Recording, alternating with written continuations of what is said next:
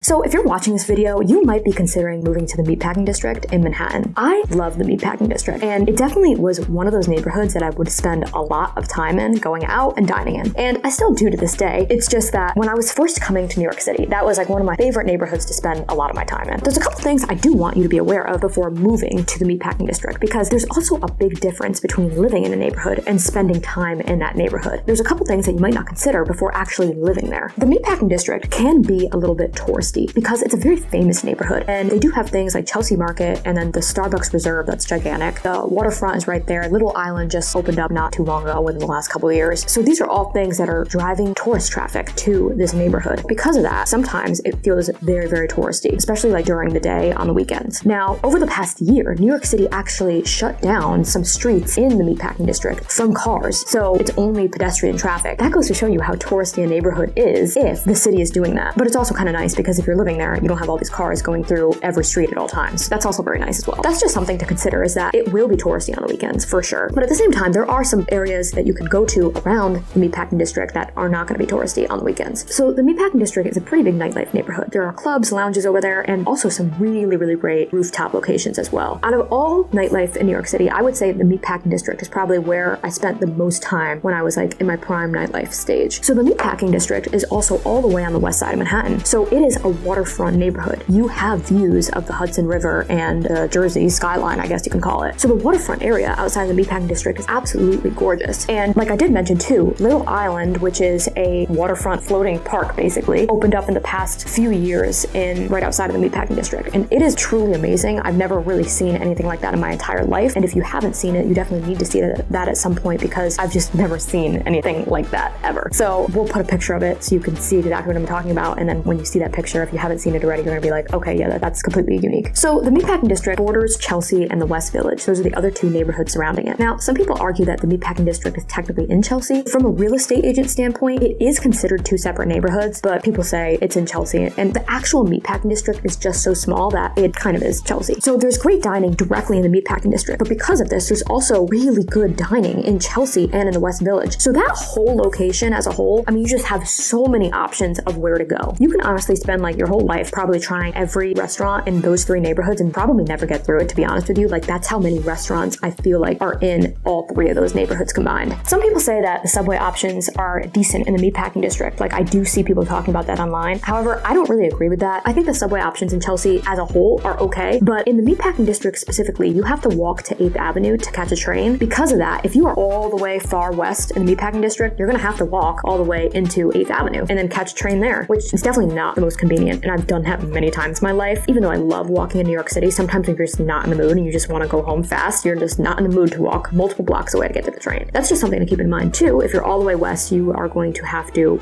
get a subway. So these are just some things that you need to know before moving to the Meatpacking District. It's a really great neighborhood, I would say, with even a lot of high-rise apartments, and new construction has been going on all in and around the Meatpacking District. There's really a lot of different options there that you haven't seen in the past. I love spending time to this day in the Meatpacking District. I would love to hear your experiences in the Meatpacking District and if you would ever consider living in the Meatpacking District. As always, I love hearing from you guys and can't wait to read your comments.